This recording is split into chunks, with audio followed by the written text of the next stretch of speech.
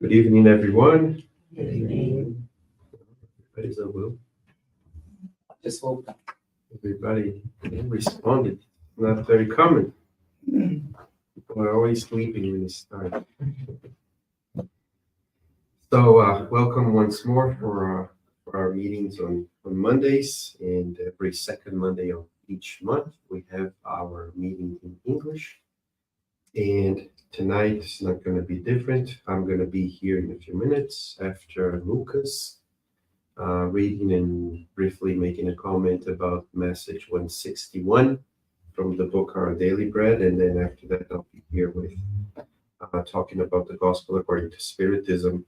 We're still on chapter 13, talking about doing good to others and not exposing the good that we do to other people. So we'll talk a little more about that in a few minutes. Before that, let's start with our initial prayer so that we can get even more connected with our dear Father God, Mother God, and also to the good spirits that are always surrounding us with good thoughts and striving to help us.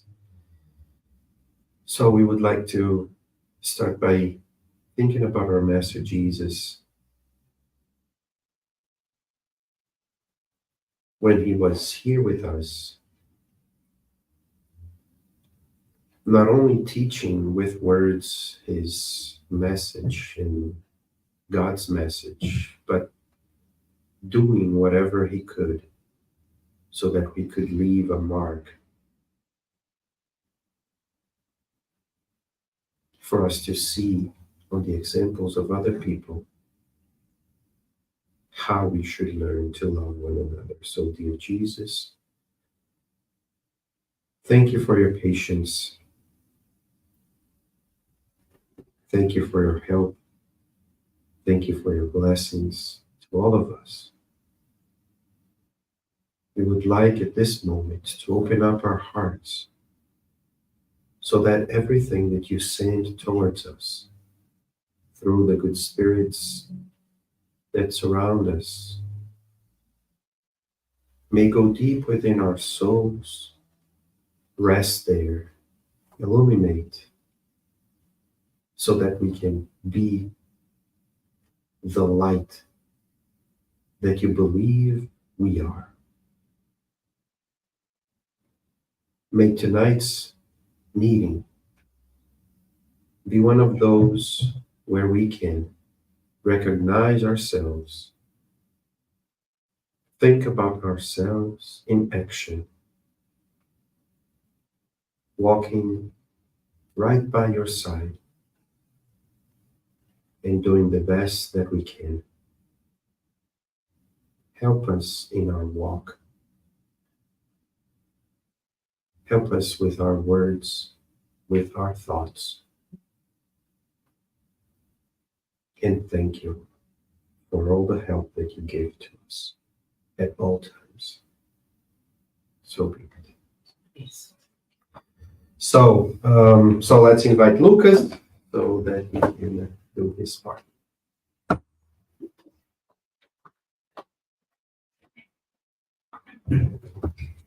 Good evening again. Hey. All right. So as Mackenzie said, we're reading the book Our Daily Bread. Lesson is chapter 161, entitled "But You, What Do You Say?"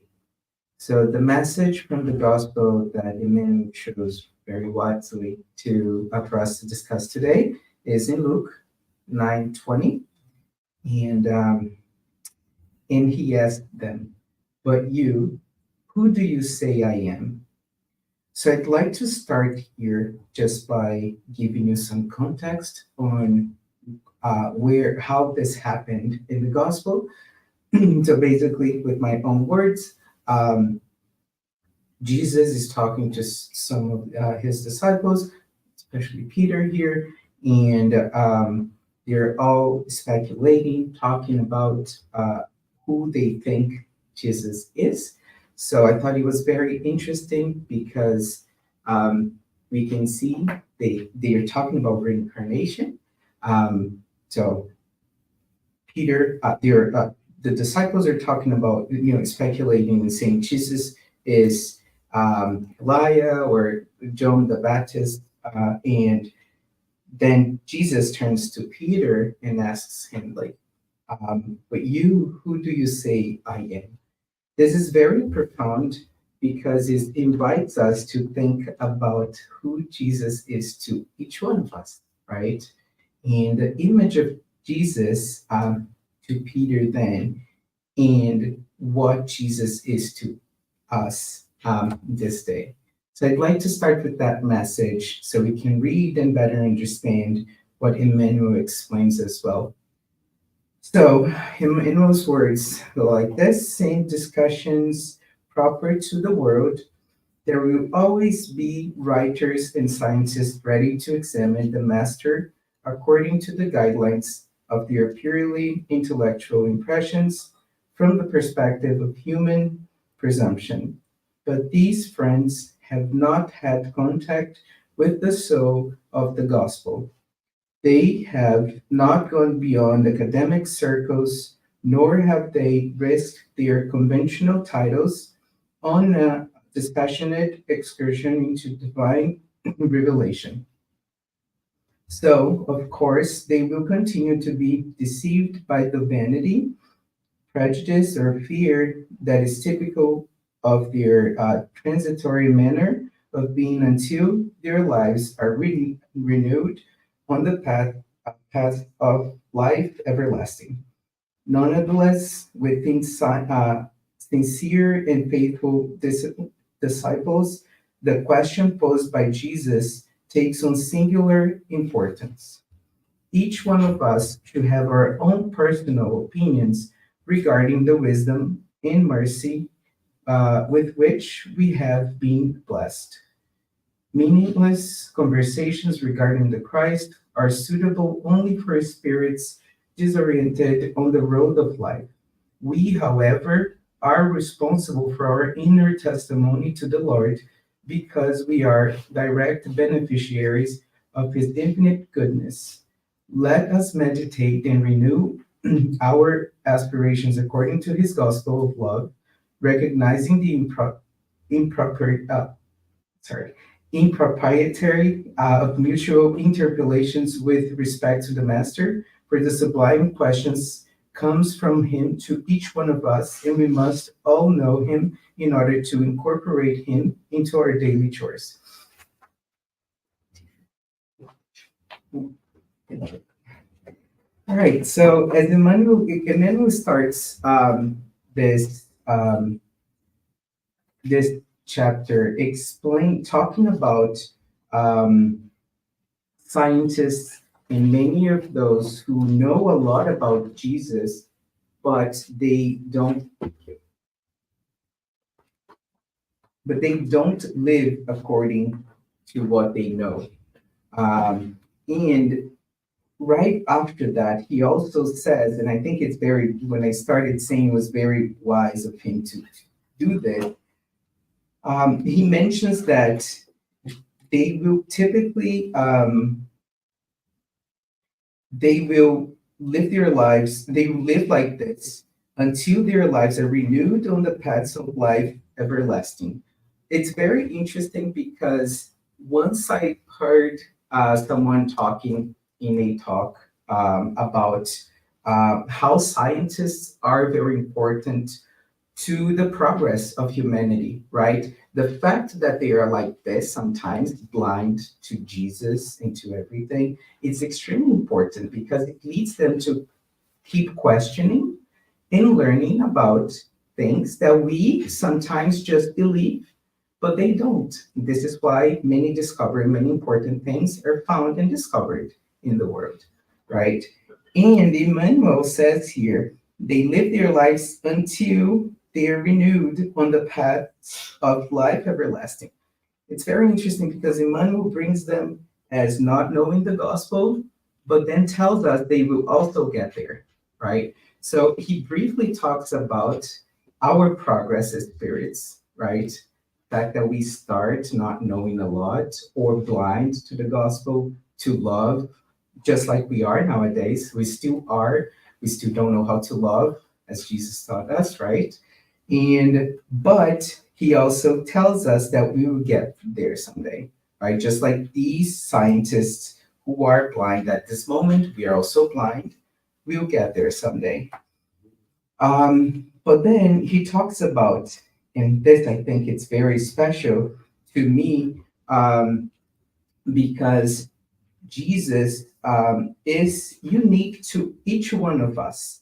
Each one of us see Jesus in a very different way, right? Based on just like anything in life, in my opinion, we see things and we see Jesus based on our experiences of life, right? Whatever I went through in past previous lives, this life, I see Jesus, and I live Jesus based on my beliefs, based on my experiences, right? Personal experiences. We were talking the other day at home, and the way like we live together, basically 24/7, and we see Jesus, we see things in life very differently, right? I cannot imagine what each one of you think or how you see Jesus. I only know what I feel. This is what Emmanuel tells us. Each one of us should have our own personal opinions regarding the wisdom and mercy with which we have been blessed. So only we know what we go through, and only we can know what Jesus means to each one of us, right? We cannot judge others because they see Jesus in a different way than us. And speaking for myself, a lot of times I go into conversations with family members and friends about Jesus, about religion, and I walk into the conversation thinking that because I know this, like Spiritism, I know more than people. It's just like me being very humble here and telling you guys that I walk into conversations do thinking that. And it takes me some time to take a step back and, just like, okay, the way you see life and the way you see Jesus is complete, or a religion is completely different from, what the other person sees. So don't judge anyone because they don't see the same thing as you, especially because, right, we're evolving as spirits.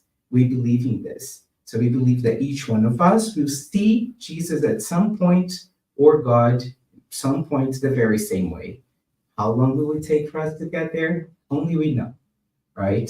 This is an option. This is a path that we have to walk, each one of us individually. We choose people to walk with us, but we also have to understand that each one of us, we are different, we're unique, and we see Jesus a different way. So as the manual, in the end, also invites us again, we are responsible for our inner testimony to the Lord because we are direct beneficiaries of His infinite goodness. Let us meditate and renew our aspirations according to His gospel of love, recognizing the impropriety of mutual interpellations with respect to the Master, for the sublime question comes from Him to each one of us. So God, Jesus, is talking to us at every single moment, and only us, like each one of us, can stop and think and talk to them, right?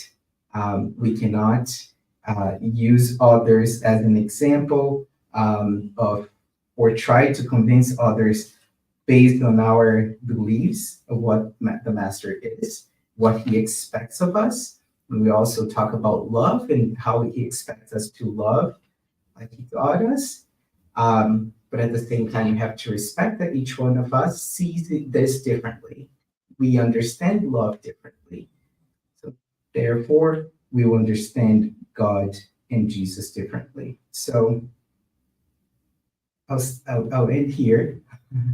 And just again inviting everyone to see to ask yourselves what Jesus and what God means to you. And with that answer that only you have, let's try to do better as spirits. Mac?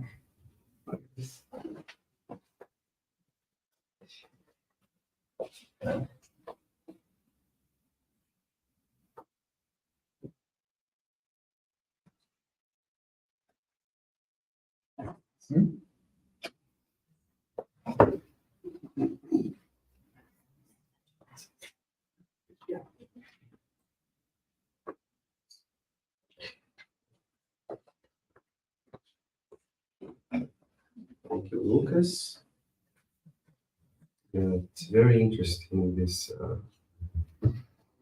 message. How do we see Jesus? It's very, very important. You know, I found very, very interesting while Lucas was speaking and he said that I was thinking about it, and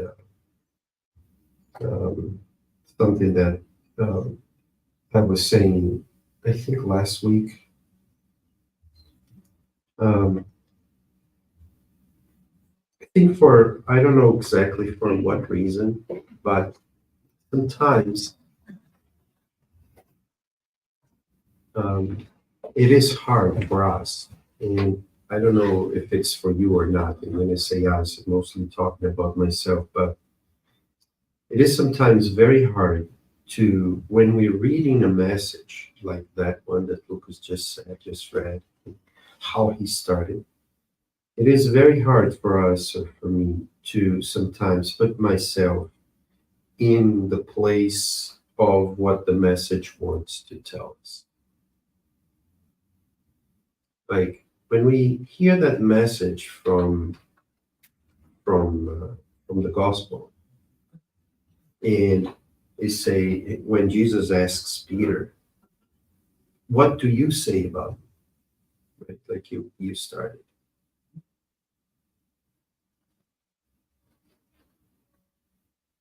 It is really, the question is not for Peter. The question is not for Peter. It's for us, like he said, like Lucas said. It is for us. But apparently, when we read a story like this, we maybe we think about the character, we think about Jesus himself, we think about Peter, and we think about the answer, and we said, "Oh, Peter responded this because he was like that." Because I don't know if it was Lucas, if it was Matthew, if it was whoever it was. Oh, he answered this because he is like that. He answered that because he is like that. But it is rare, I think, up to this day. And when I stop and really think about what would I have said if I were there? What would be my answer? And I'm saying this because I think that it takes a little while, like, for us to, or once again, I mean, I'm reflecting about this because I said something on Saturday, and I had never, probably I thought about this before, because this is not the first time that I heard this message. It's not the first time that I read this story. It's not the first time that I heard someone talking about it. So probably I thought about it before. But to me now, when you said that, it was as if it was the first time that I was hearing. And that always makes me wonder, how much time will it really take for us, for me, to get these messages that we read, that we talk about, that we reflect upon, really inside of ourselves at all times? Because, I mean, when I read a message from whatever book, but from the Gospel according to Spiritism, um, and I find, interesting things that these spirits say, and then I'm preparing something to talk about, or I'm listening to someone saying something about it. Am I really listening to what they are saying and applying it to myself? Or am I just, like, for whatever reason, reasoning it, putting it in my brain, then leaving it there as knowledge, just knowledge, and not as something that I am willing to act on it? And I've been thinking about this quite frequently lately, and that's why I wanted to say something about it because it really touched me the way you started the message and saying about who do I think Jesus is? Who do I think Jesus is? Because we have our own answers, like intellectual answers, but what is our like soul answer? The answer from the soul, not from the mind, not from what I heard, not oh Jesus is the governor of earth or Jesus is what is Jesus to me, not the academical answer of Jesus. Okay, closing the parentheses and starting here. Thank you, Lucas, for the reflection. It was really really good. Um, Tonight we are like I said in the beginning, we are talking about chapter 13 of the Gospel according to Spiritism. And chapter 13 is do not let your left hand know what your right hand is doing. Please let me read the whole. Yeah, that's how they translate it, what your right hand is doing. So in tonight we're going to talk about a few items, which is a lot. Uh, in its beneficence, and it's there are 5 items from 11 to 16. This is one of the longest item lists that we have as a topic. It's a very long item. If when I talk about one item, there's not enough time to talk about it. So if I'm I'm not going to be able to talk about 6 items. But I mean, one complement the other. So my if I always reinforce the idea that we should read these items, tonight is one of them. I mean, there are 5 items, from 11 to 16, as I said, and or actually 6 items, right? And 2 of them are from the same spirit, which is the spirit of Carita. And there's the other ones are from different spirits. One is from Saint Vincent of Paul. The other one is from a protecting spirit. There's no name to it. Another one is from John. Can be any John. It doesn't um, specify which John it is. And the other one is from Adolf, which was a bishop of Argel. I think that's in the north of Africa. And so there are 6 messages. They all talk about this item, which is beneficence, and it's kind of interesting to think about what beneficence is. We all know that there are different words that represent the same thing. We call them synonyms. And there are words that are very similar, that carry similar ideas about things, but they are not exactly the same. So when we are reading these items, we uh, tend to connect the words beneficence with charity. They are very closely related. And one of my difficulties when I'm reading words is to really try to find what is the difference between one and the other. Why did a spirit decide? Why do I decide to use one specific word, and another person decides to use another word for things? Do they want to mean different things, or are they are just being used just because they don't want to repeat the same word, and then they change the word so that it doesn't become. Um, so it is interesting because to me,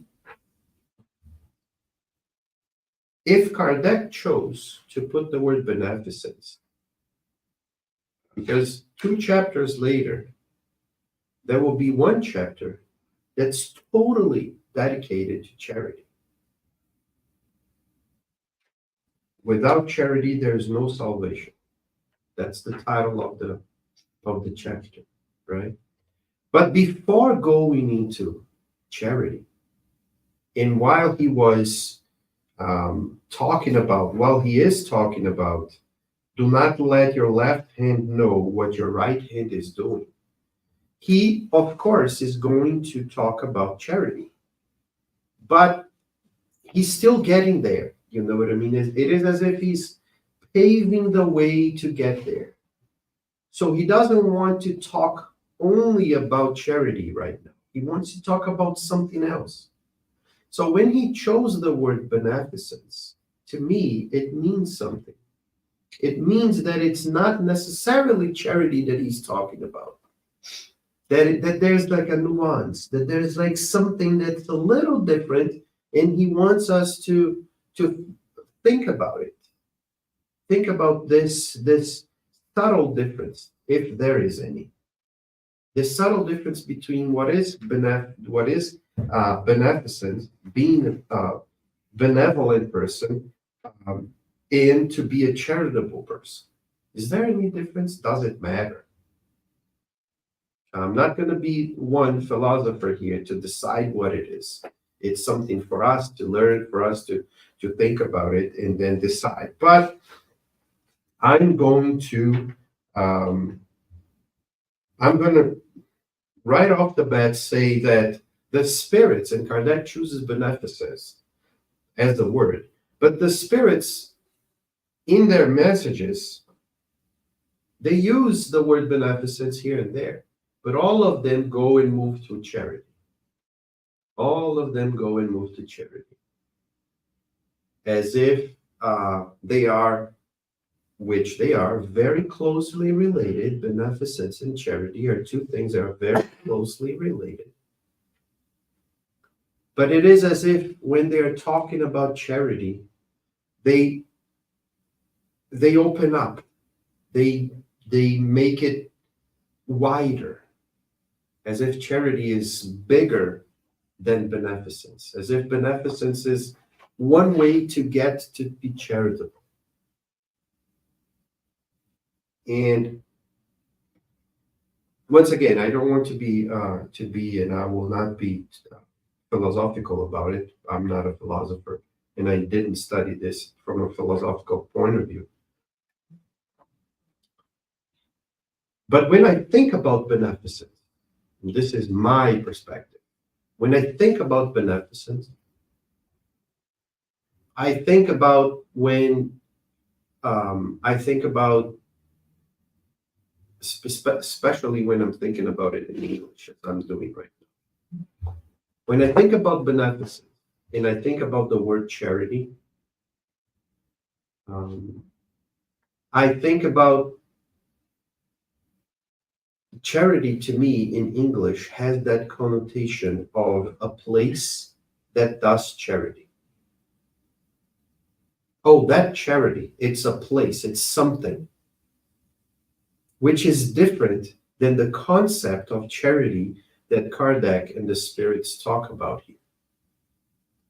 So beneficence, on the other hand, which is funny for me to say this, and funny to myself, maybe not to you, but to me, it's more closely related to the charity that Kardec talks than to the charity when we hear the word in English.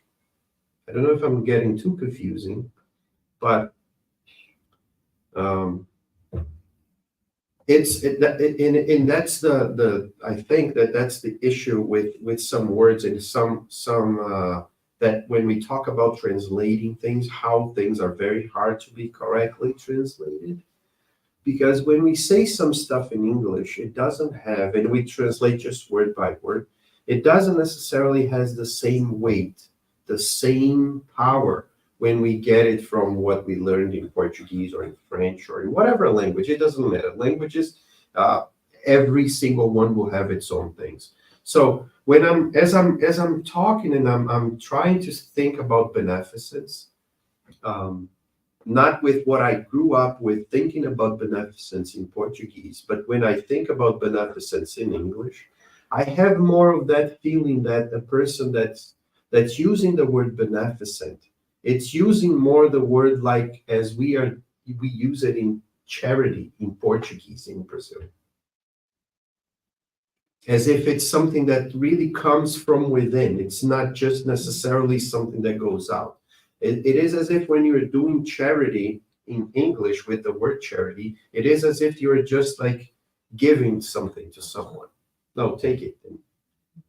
Just stay. I'm not saying that everybody is like this. I'm not saying this. I'm just saying that that's the feeling that I get when I hear the word.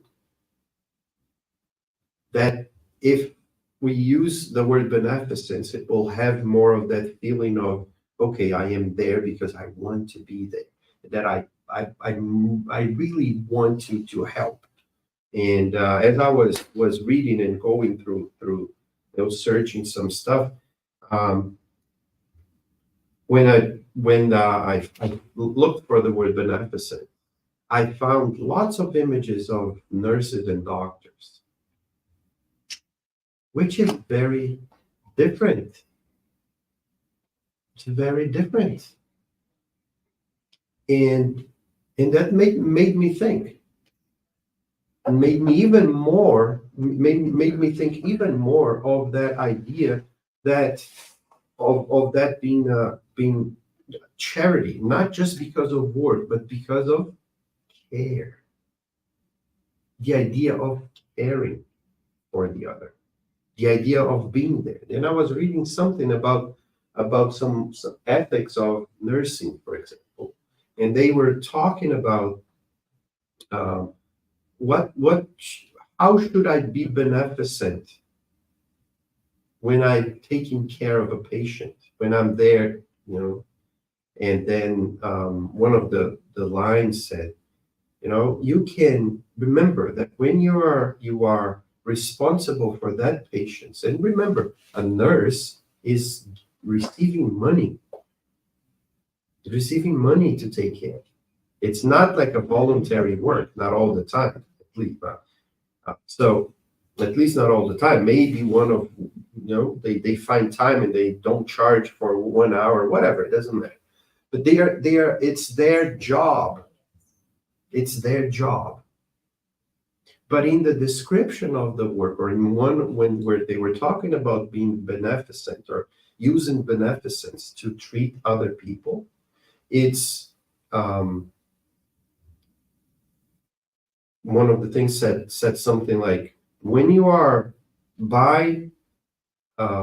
with your patient and the patient is suffering for whatever reason, because it's hurting or it's gonna, you're gonna apply something to him or to her, and then it's gonna hurt or something.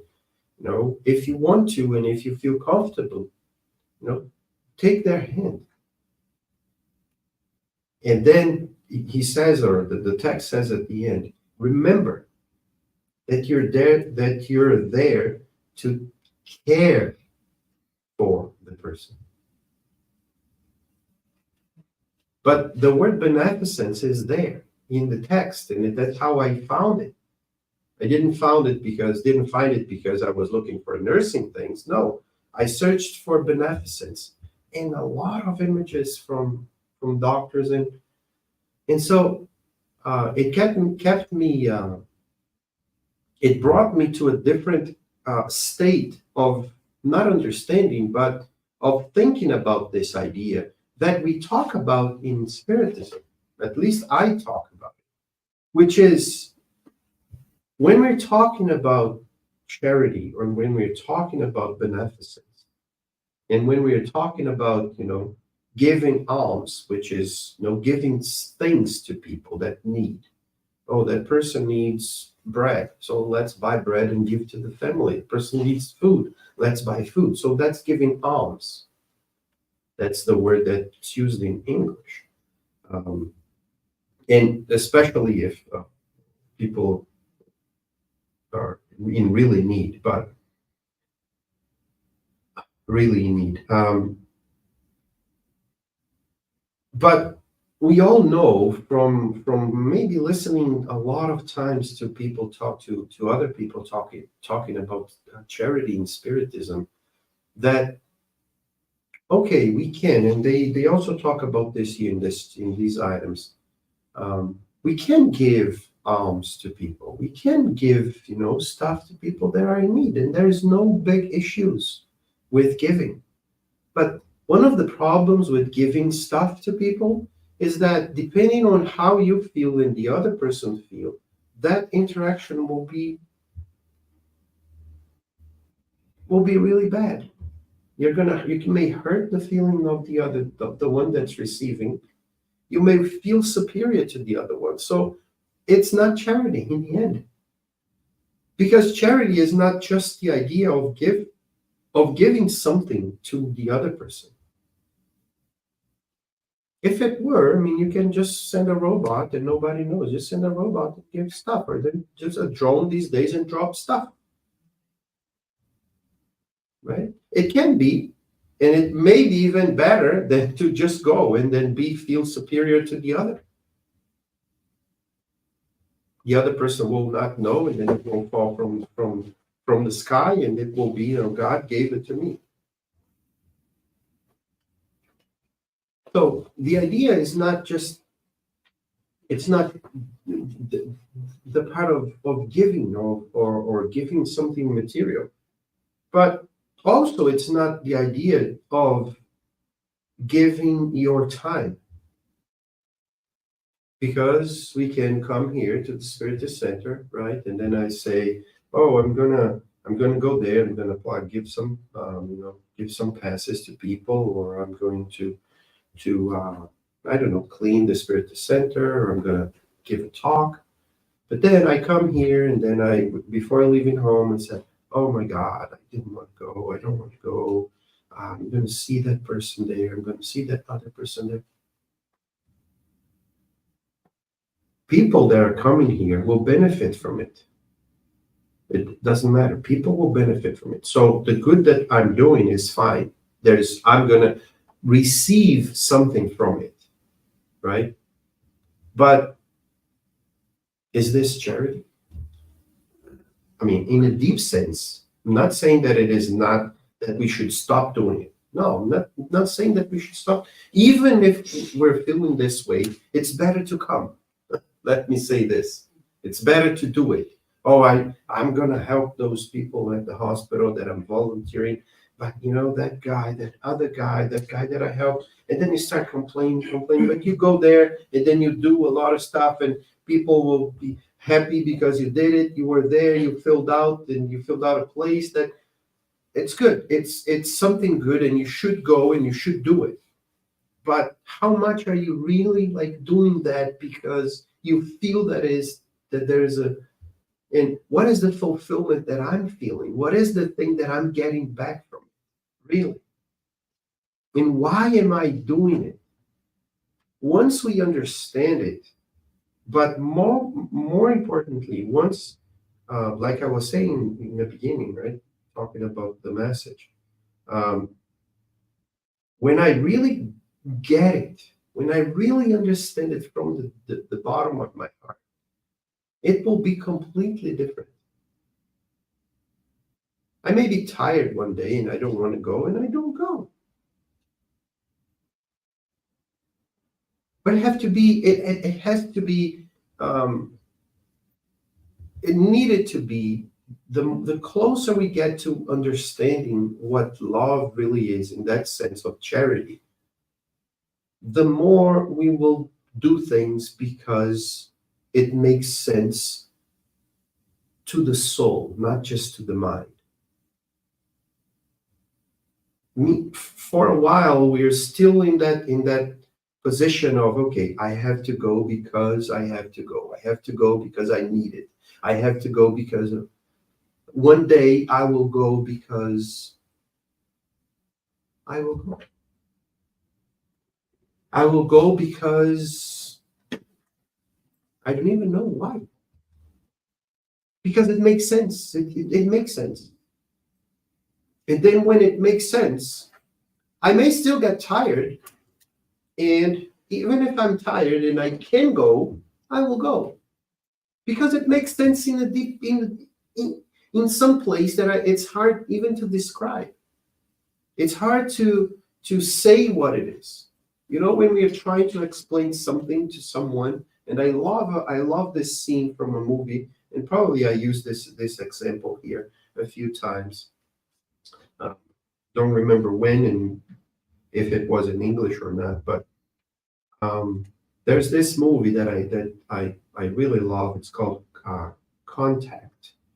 And it's a movie based on a book by Carl Sagan, and it's with Jodie Foster and Matthew McConaughey when he was very, very young, starting actor. He is a priest, and he was, I think, if I remember correctly, he met her before he was a priest, and then she is a scientist. Her father died when she was young, but she decided to keep going, and she became an atheist. She doesn't believe in God.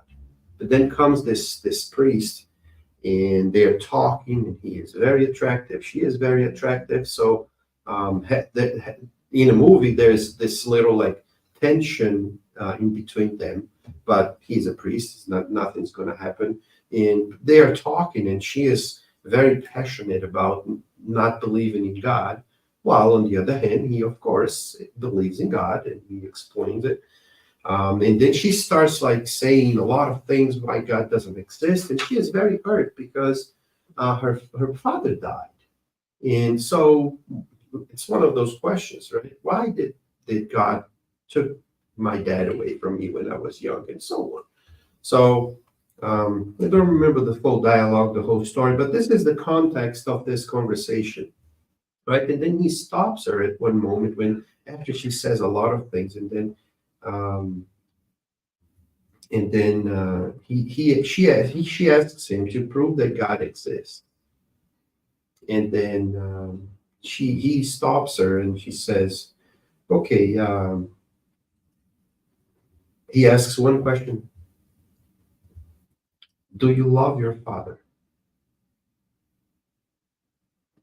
Her father is died a while ago. She says, "Yes, of course, I love my father." And then he looks at her and says, "Prove it."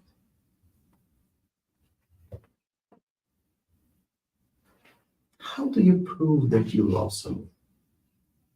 What are you going to say? What are you going to do? If I try to do something, it will look fake. It will look as if you don't love it. Because when you love it, you love it. It doesn't matter what it is that you do or that you don't. It doesn't matter. So he says, yeah, with God in me is the same thing.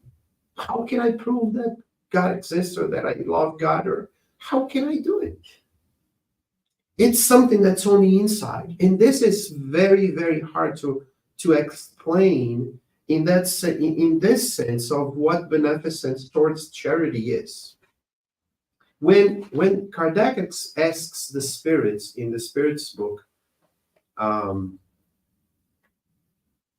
talking about charity and so on, so he asks, what was charity? When Jesus talked about charity, what did he mean? What was that he wanted us to understand it? And I mean, to a question like this, the answer will be straightforward. And he says, and the spirits respond, right? It's benevolence, it's indulgence, and it's forgiveness, right? So it's these three things. It's the merging of these three things, and it's benevolence towards everyone. It's indulgence, the fault of others, and it's forgiveness of the other's mistakes. So do you see, when he's talking about forgiveness, the spirits mention the others, and the others.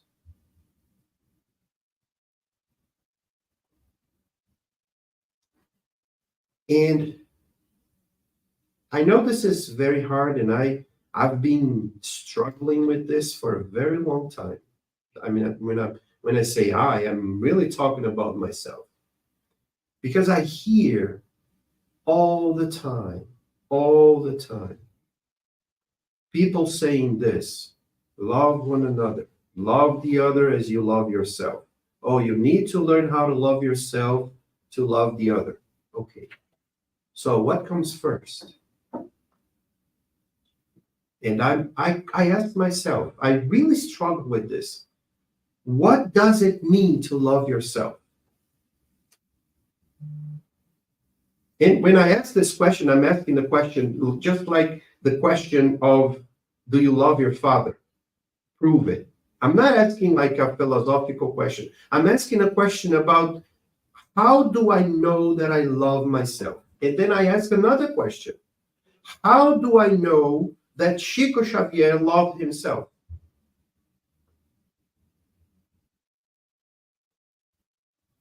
How do I know that Chico Xavier loved himself? Because based on what people say, Chico Xavier hated himself. With others first. He really hated himself. He hated himself more than anyone else. He loved more the others than he loved himself. Based on what people say, I'm not saying that he didn't love himself. I'm not saying this. I really believe that he loved himself. I really do. But it's not based on what people say that what loving yourself is. That's why, to me, it is very paradoxical the way we speak about loving the others and loving ourselves. Because Jesus, can you imagine, in any one of us, can you imagine yourself not running when you know that you're going to be in prison and that you know that you're going to be killed? And of course, and I'm using extreme examples, right? But we find people doing stuff that are incredible when we judge the other based on what they're doing. I just heard this podcast this week, right? And in the podcast, it's not the main story of the podcast, but one of the people in the story is a mother. And it's the mother of one of the main characters. And this is a true story. The mother of the main character, she had, as far as I can remember, two sisters. One is the one that's in the podcast, and the other one is dead. Happened in 2015, the story. So it's not even too long ago. I think she was the younger sister. Her younger sister, her younger daughter, she was married. She wanted to leave her husband. They were trying to organize the divorce and so on, but her husband had a problem. Comes one day and kills her.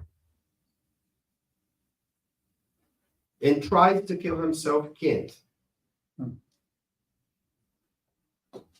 He's going to be judged. He's going to probably get a life sentence.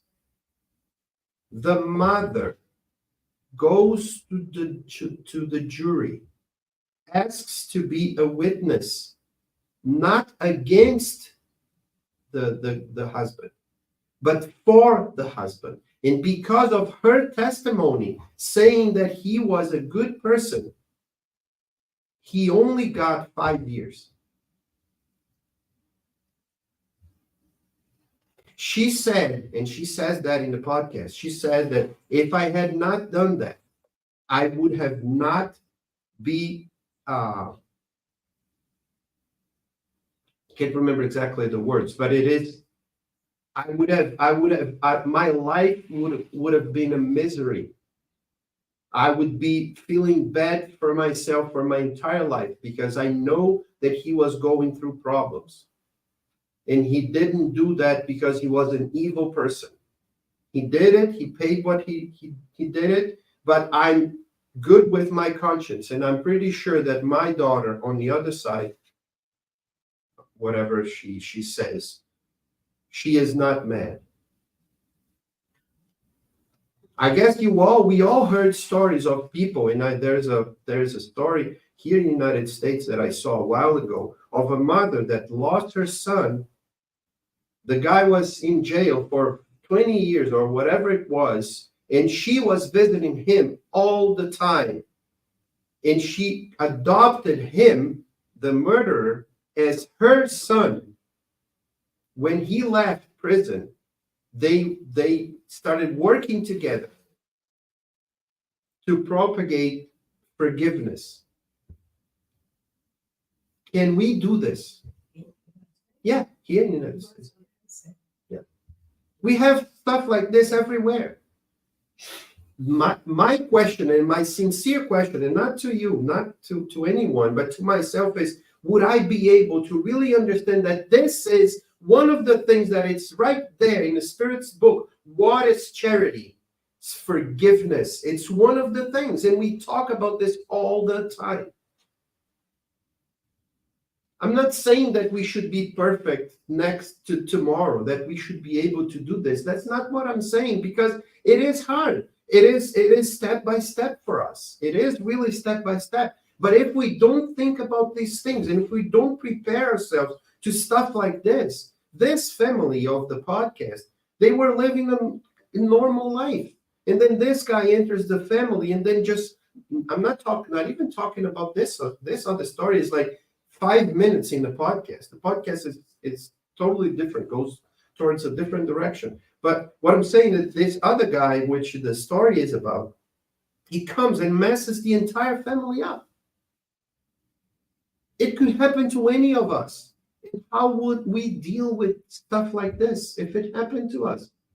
And we are spiritists. We are Christians. But we have this idea that, oh, it's for the others. The other people have to forgive. But if it happens to me, it's me. I can do whatever I want because of what?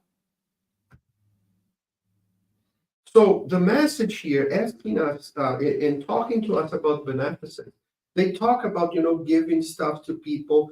How do we give? What do we give? And also they go towards the idea of, okay, so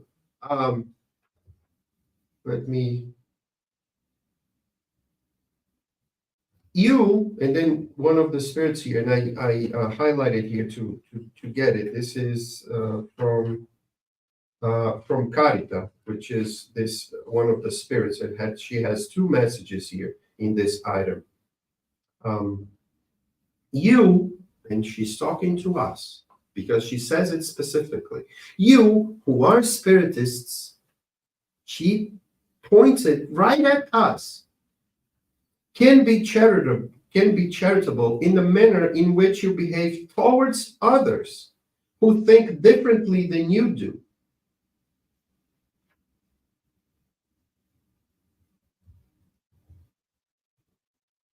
Growing up, when we, talking about myself again, we go into Spiritism. Spiritism is the kind of thought that instead of enclosing in some concepts and making you feel like you're suffocated. It is as if you are free, to my understanding, because it opens up so much the thinking process. It doesn't make us only see it this way. At least when I was growing up, in our conversations at the Spiritist Center, with kids and youngsters and so on, we were always asking questions to our teachers, and they were always asking questions back. They were not always giving only answers. They were always asking questions for us to think by ourselves. So it's not like as if we are getting these closed thoughts and then we cannot ask questions. And I learned this maybe, of course, from my father and from my mother. But I always asked Mom.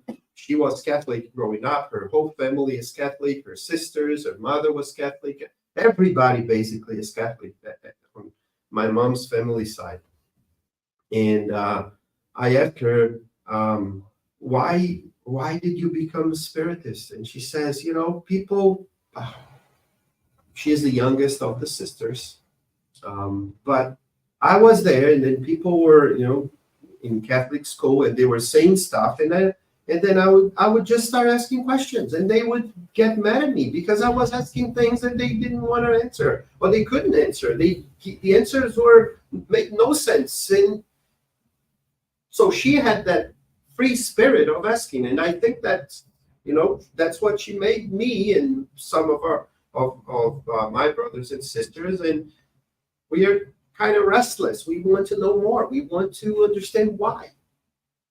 And when growing up with this has an issue, is that when you see other people that have their minds totally closed, that cannot look 1 millimeter, 1 inch ahead of them, you start to feel better than them. So when she comes here and she says, you who are spiritists can be charitable in a manner in which you behave towards others who think differently than you do, or by inducing those who are less enlightened to believe without shocking them, without attacking their own convictions. So it's not just about giving, it's about how do you give? What do you give? When do you give? When do you silence yourself? When do you hold yourself? So this item of beneficence here goes from giving stuff to people to holding on to stuff because you don't want to be malevolent towards others. You want to be beneficent towards others. But not in a robotic way, but by feeling it on the inside. And how do I do this? Maybe I start by doing stuff even if I don't want to, by knowing that it is good to do. How do I learn something? By spending time studying. Is it always pleasurable? No, it's not. We all know that. But if I have a goal, if I have an objective that I want to be there, that I want to get there, maybe in the middle of the way, I'll find out that, I can find pleasure in doing this. And then when I find pleasure in doing this, then things become much easier. And then I'm not being forced anymore. It might take some time, or maybe I will find out that this is not the way that I want to do it. And I will not do it. But it is by starting to do something, by deciding to do, then it can become natural. So all these messages that are in this area here talk about this giving thing, but it's not giving something physical only. And I'm going to finish by reading this paragraph from the last message in this batch, which is message of beneficence, but number 16 on chapter 13. It's from this guy, this spirit called John. All those able to produce should give. Give of your talents, inspirations, and hearts, and God will bless you. Poets and literary men, who are only read by those who are worldly in order to satisfy their leisure, dedicate some of the product of your works to help the needy. What did Chico Xavier do? 500 books, didn't get a penny. Everything was donated to help other people. Every little thing.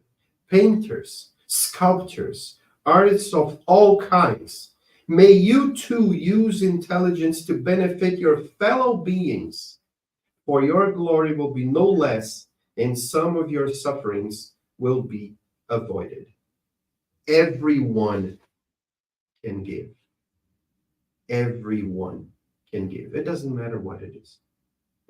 I was thinking that when we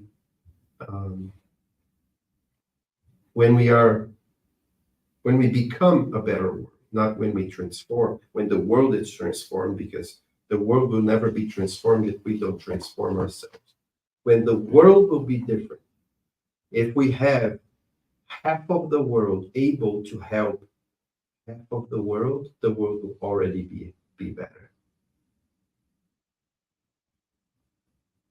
So we don't even need to transform everybody. You only need half, so you're halfway done. But it starts with me, because I cannot transform the others. So let's think about this. I mean, I know that when I was thinking about this, it was really hard for me, not because of the message, because the message up to me is very clear, but because it is really hard to I guess to prove how I love my Father. So it is very hard to really be charitable. But we know how it is. We know what it is. We just need to work towards it, doing little by little, starting with us and doing our part, doing our share, which may not be much to other people, but it may be a lot for us. So we have to try to strive and to make the effort to really do our part. So once again, chapter 13, these messages, some of these there's so much stuff, so much stuff here, and so many things to reflect upon that it is even hard to say. So I highly recommend you to take your time, read one message, read another one, then tomorrow read another one, so we can put more of these good ideas inside our minds. So thank you for your patience. We're going to do our final prayer, so we're going to have passes. We can finish, and thanks to everyone or anyone who was online, live or watching it later. Just want to say one more thing before finishing up. Today is the 12th. Next week will be 19. On the 20th, which is next Tuesday, not tomorrow, but Tuesday of next week. Then Tuesday of next week, Tuesday of the week after, which is the 27th. And then first Tuesday of March, which is March 5th. There will be the passes course here. So 3 Tuesdays starting from the 20th, so 20, 27, and 5 of March. Sheila's will be here to do the course. Of course, the course is totally free. Just need to come and be prepared to learn and to practice. So there will be 3 weeks, and she will be here teaching the ones that want to start learning or to improve the learning process. It's always good to recycle knowledge. But yeah, from 7 to 9, about the same time, a little bit longer. I mean, it's 8 now, 8:05. So there will be, Sheila's will talk a little more than I do. But there will be practice too, so it will not just be talk. So you're all invited. If you can come. It's always interesting. Even if it's just for learning, the idea of what it is and learning what's behind it. But we are always in need for people that apply the passes or give the passes. So let's do our final prayer so that we can finish up our meeting. Thanking the good spirits for the inspiration, for the blessings, for the good energies that we know there's circle around us, leading us to better places within ourselves, within our minds. Dear Jesus, thank you for all the teachings, for the examples, for everything that you do, not only to us here, of course, but to the entire world, blessing all of us, helping us with our choices to choose better for our lives, for the lives of our neighbors, for the lives of our co-citizens. May your blessings be upon us tonight.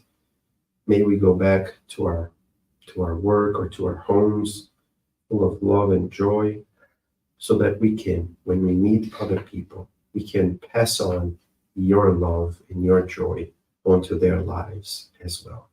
May your blessings be with us, not only tonight, but always and always. So be it. Thank you.